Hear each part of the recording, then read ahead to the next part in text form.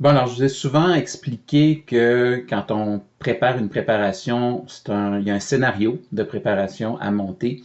Et il y a des fois où on n'a pas le temps de tout modéliser. Donc, c'est intéressant de venir mettre des images d'inspiration ou de choses ou de projets ou de pièces ou d'objets qui ressemblent un peu à, ou qui sont dans l'esprit de ce qu'on essaie de montrer au client, de manière à lui dire, ben voyez ici, on a un plafond, etc., etc., et voici un exemple de qu'est-ce que ça pourrait donner.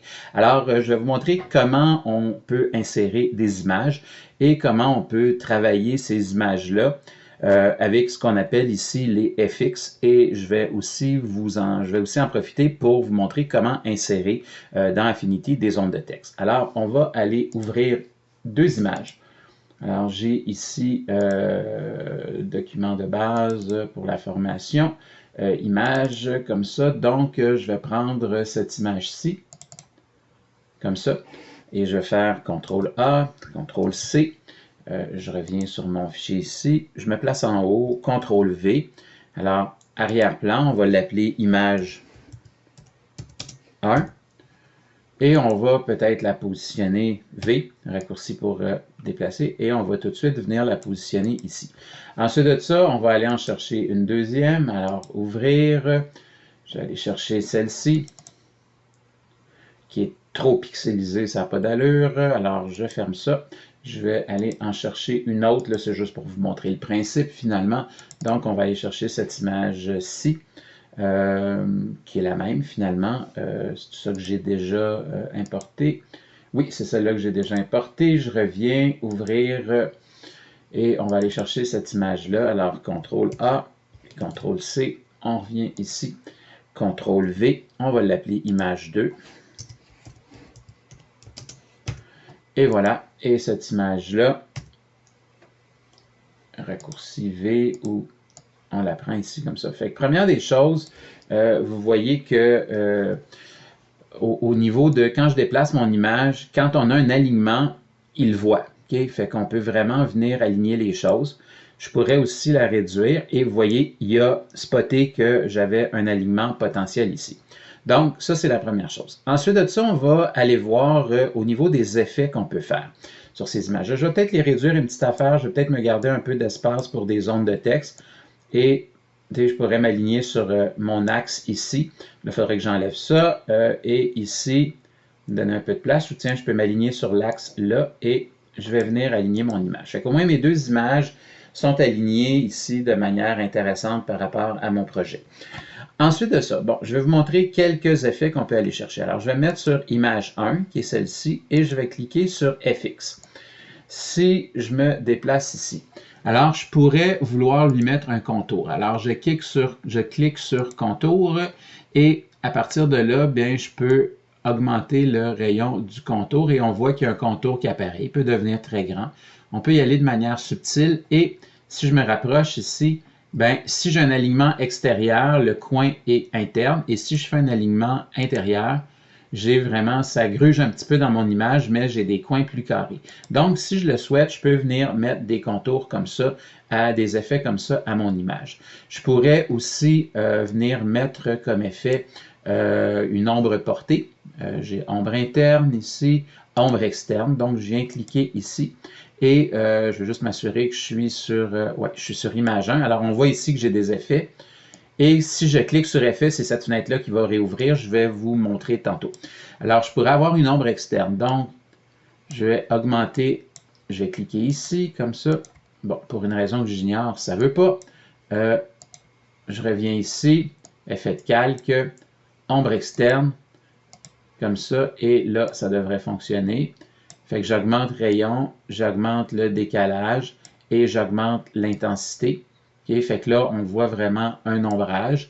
Je pourrais réduire un peu le décalage ici. Je pourrais réduire la distance. Je pourrais réduire son intensité pour que ce soit plus subtil. Encore une fois, réduire encore plus l'intensité pour que ce soit vraiment délicat. Puis là, ben, il faut que je me demande, c'est-tu mieux un contour? C'est-tu mieux un ombrage? Tu sais, je trouve que les deux, c'est peut-être un peu trop. Si je reclique sur mon calque, là, je l'ai perdu.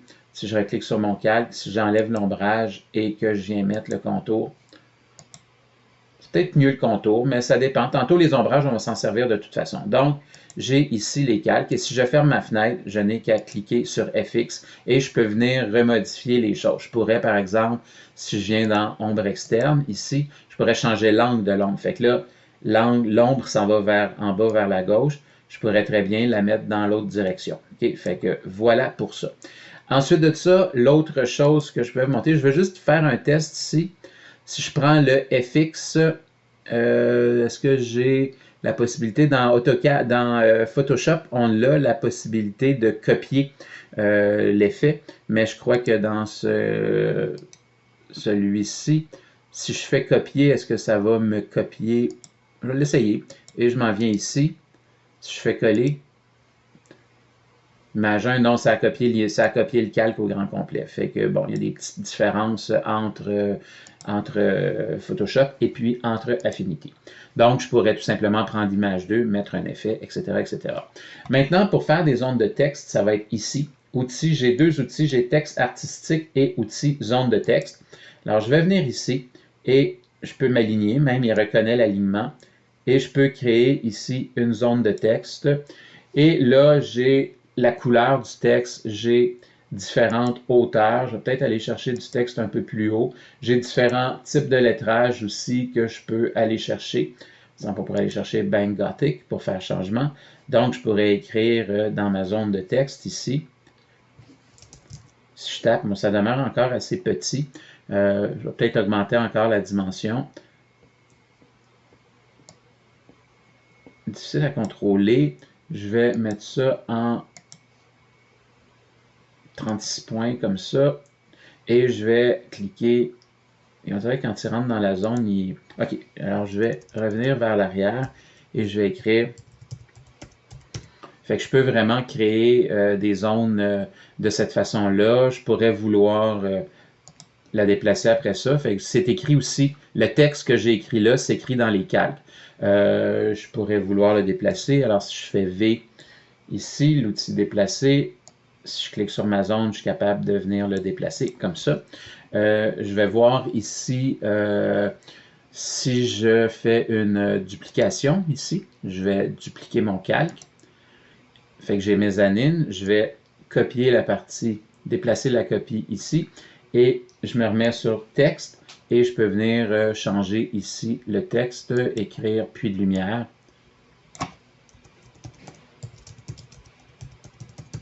Et voilà, donc c'est la manière dont on peut ajouter du texte. Fait que faites attention, prenez d'abord la décision, est-ce que je mets mon texte? Tu sais, dans des dessins de construction, c'est sûr que c'est du texte avec les bulles AutoCAD. Là, dans une présentation, il y a une décision à prendre. Est-ce qu'on y va avec les bulles, puis que c'est juste les images qui sont...